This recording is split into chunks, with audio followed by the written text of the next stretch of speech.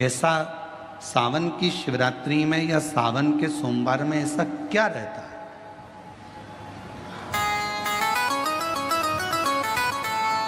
श्रावण की शिवरात्रि में, श्रावण के सोमवार में इतना महत्व क्या रहता है कि आप 12 महीने शिवरात्रि पर ऑनलाइन पूजन नहीं कराते, पर सावन के महीने की शिवरात्रि आई कि आप ऑनलाइन पूजन कराते और पूरा विश्व, देश, भारत देश ही नहीं पूरे विश्व में, विदेशों में भी लोग ऑनलाइन पूजन करते। आखिर क्या रहता है? मेरा मेरी जीजी से, मेरी बहन से निवेदन है, तुम दुनिया के साल भर में कितने भी व्रत कर लो, तुम कितने भी उपवास कर लो, तुम कितनी भी पूजन कर लो, तुम कितना भी अनुष्ठान कर लो, सारे व्रतों पर, सारे अनुष्ठानों पर, सारी पूजन पर सावन के महीने के जो सोमवार होते हैं, जो शिवरात्रि होती है, जो प्रदोष होती है, ये पूरे साल के व्रतों पर प्रबलता प्रदान करते हैं, बल देते रहते हैं। पर निवेदन है, सावन के सोमवार का व्रत करो, पर ऐसा व्रत मत करना कि तुम्हारे व्रत करने से परमात्मा को भी टेंशन हो जाए।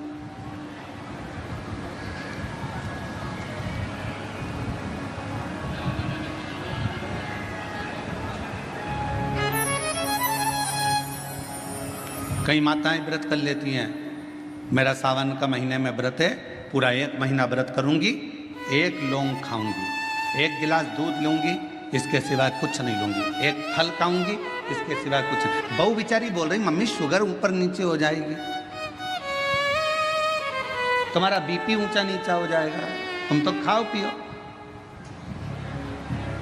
अब आपको पूरे महीने भगवान शंकर की आराधना भी करना है, पूजन भी करना है, अर्चना भी करना है, जाप भी करना है, कथा भी सुनना है, मंदिर भी जाना है, और मालूम पड़ा ऊपर से तुम बीमार पड़ गए। बीमार पड़ गए तो क्या मंदिर जा पाओगे? जम के तो बोलो नहीं। आराधना कर पाओगे? बैठकर भजन कर पाओगे? कथा सुन पाओगे? नहीं।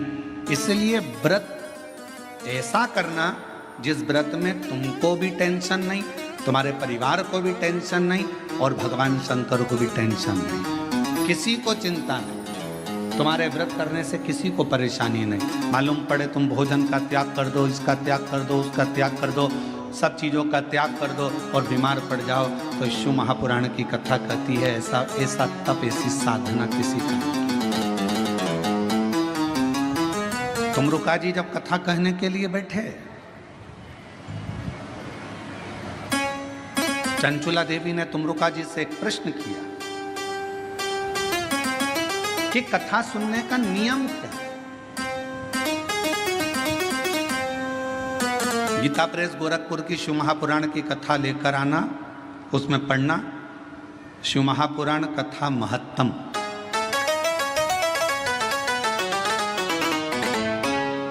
कथा को सुनने का नियम क्या है, यह भागवत में भी पूछा गया।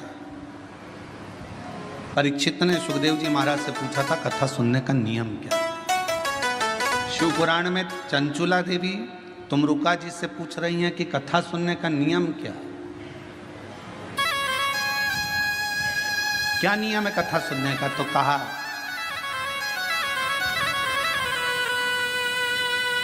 एक समय फलहार करो, शिव महापुराण की कथा को श्रवण करो, भागवत कथा को सुनो। इतना ना बने, एक समय फलहार करो, दूसरे समय भोजन करो, पर शिव महापुराण की कथा को जरूर सुनो।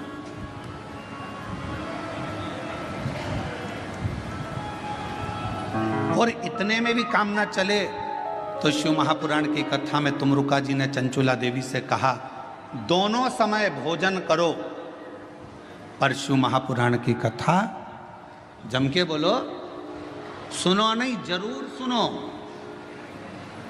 और यहां तक कहा यदि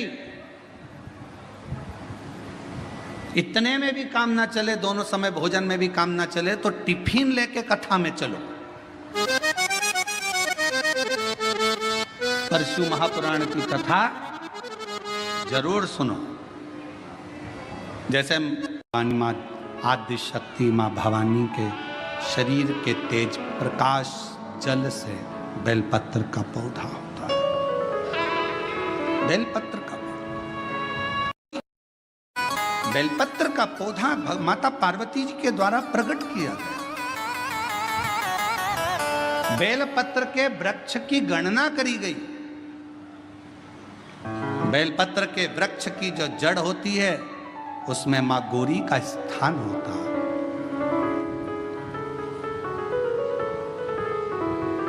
बेलपत्र की जड़ में महागौरी है, बेलपत्र के तने में माहेश्वरी है, बेलपत्र के शाखाओं में दक्षिणायनी माता है, बेलपत्र की पत्ती में मां पार्वती है, बेलपत्र के फल में मां कात्यायनी है और बेलपत्र के उस सुंदर आनंदमय फूल में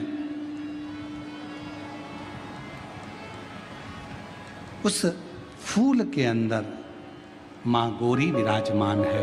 ऐसा पूरा बेलपत्र के वृक्ष की गणना करी गई। चाहे शाखा हो, जड़ हो। बेलपत्र के पूजन का कितना भी एक पत्र आया है, अच्छा है, देखिए, जिसके नीचे बैठकर यदि कोई अनुष्ठान, कोई तप, कोई साधना, कोई व्रत, कोई उपास किया जाए उसका 1000 लाख गुना फल है। शिव की एक अविरल भक्ति। हम तो कई बार कथा में कहते हैं, आपके पास में अगर कुछ भी नहीं है, आप शंकर जी के मंदिर पे गए हो, एक बेलपत्र अगर आपको शिव जी के मंदिर में चढ़ी हुई भी मिल जाए, उसको उठा लो और उस बेलपत्र को धोकर वापिस भगवान देवाधिदेव महादेव के मंदिर में भगवान शंकर को फिर पुनः चढ़ा दो। वापिस उसी बेलपत्र को फिर चढ़ा दीजिए।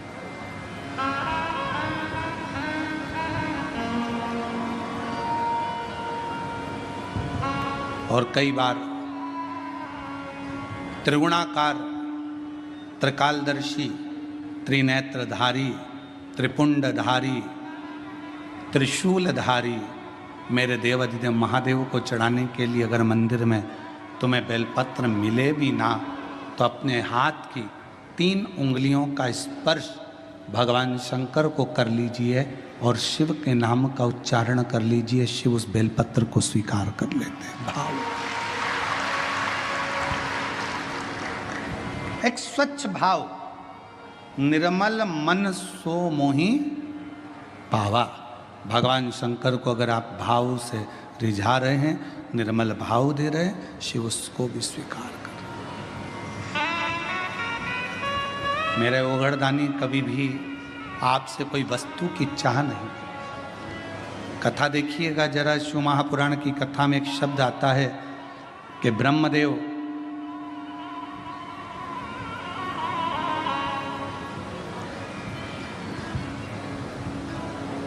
भगवान नारायण के सामने जाकर कहते हैं कि मैं शिव को नहीं स्मरण करता।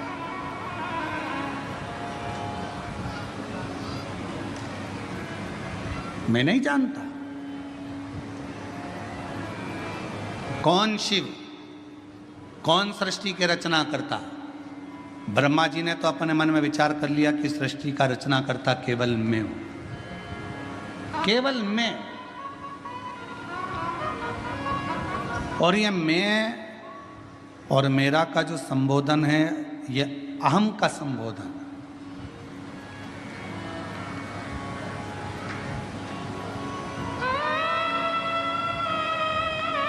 महाराज,